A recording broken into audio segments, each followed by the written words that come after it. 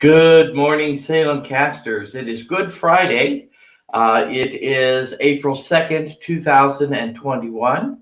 And this is a special devotions because we're going to have two videos this morning and two scripture lessons as we discuss what happened to Jesus just before his death and his passion, as they say.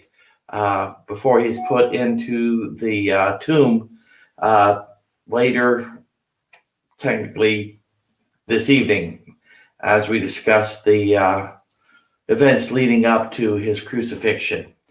And we're beginning with a scripture lesson. It comes from Matthew 26, verse 36. It says, "Then Jesus went with his disciples to a place called Gethsemane, and he said to them, 'Sit here while I go over there and pray.' He took Peter and the two sons of Zebedee along with him, and he began to be sorrowful and troubled. Then he said to them, 'My soul is overwhelmed with sorrow to the point of death.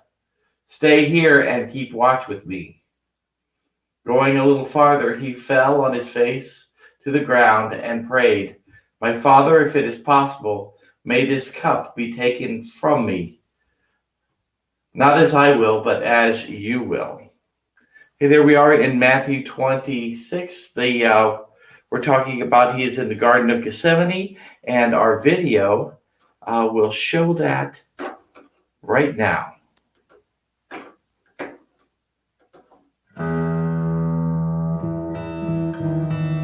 Once we got to the garden, it just got crazy. Jesus asked Peter, James, and myself to go further in the garden with him and pray, and we did.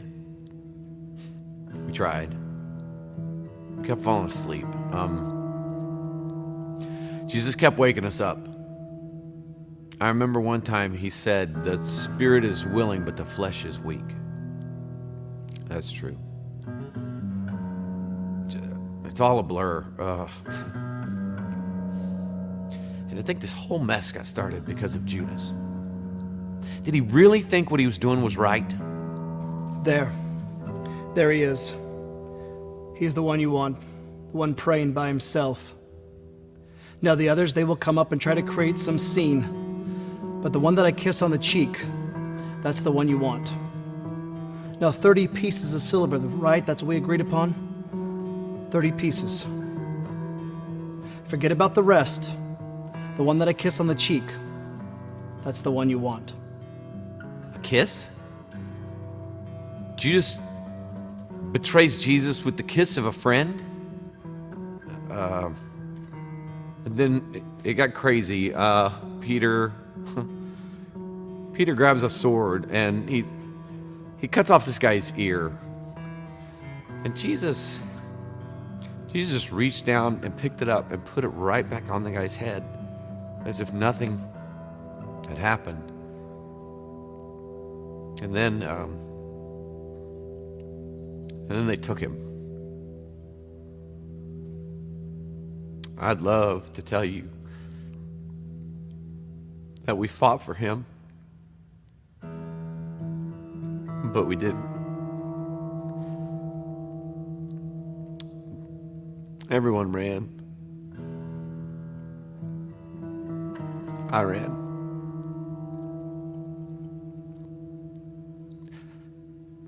I'm so ashamed. What have I done? What have I done? Was I so stupid to think that I've killed him? I've killed him. I've crucified Jesus.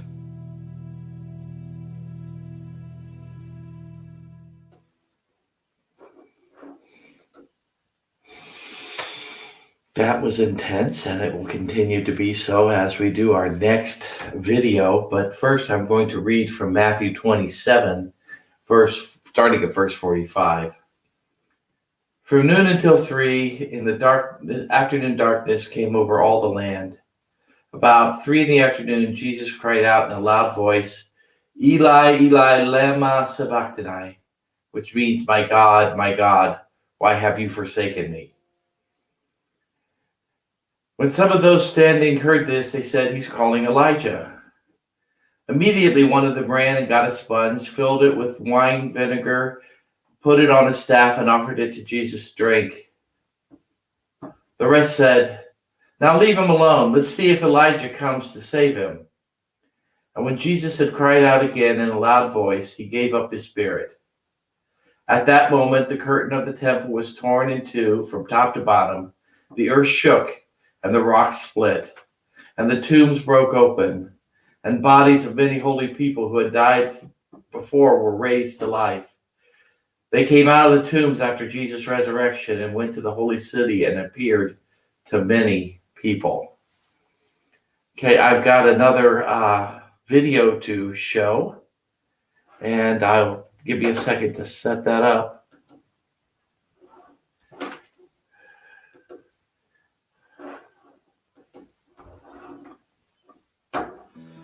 Okay.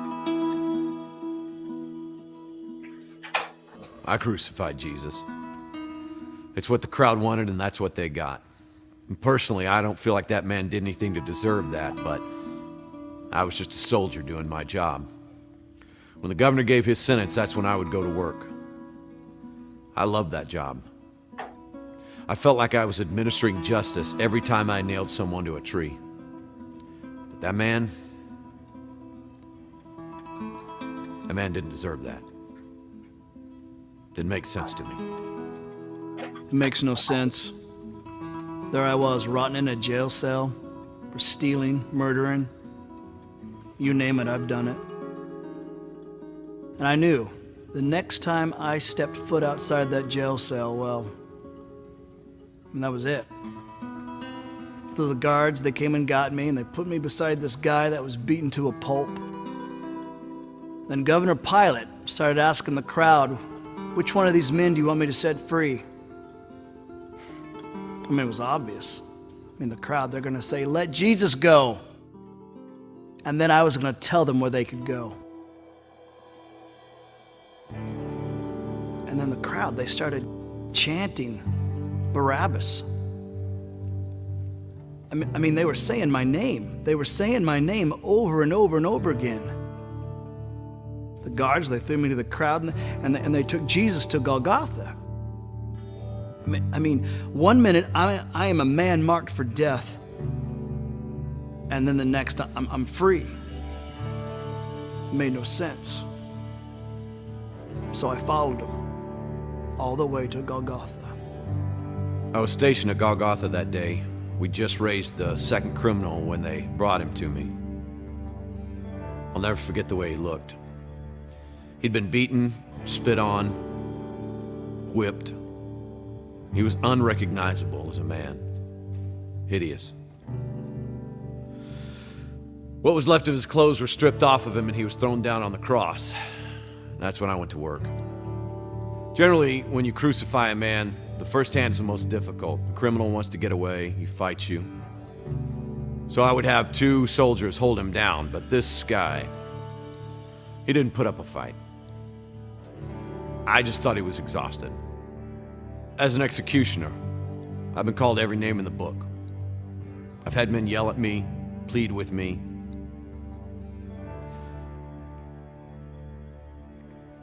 But I wasn't prepared for that. He looked at us. He looked at me. And he said, Father, forgive them. They don't know what they're doing. He forgave me. Forgive them. He said, forgive them. Who is he? Forgive. It should have been me up there. I was the one that was supposed to be hanging on that cross. He took my place. Then I looked up, and I remember he took a deep, agonizing breath, and he said, "It is finished." And then he died. Surely, this man was the Son of God.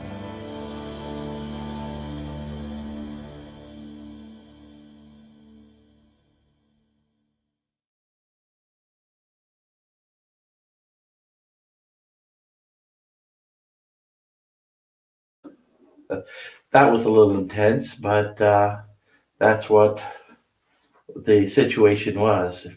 But it's Friday. But don't worry, Sunday's coming. And this particular Sunday is going to be wonderful. I appreciate the skit guys.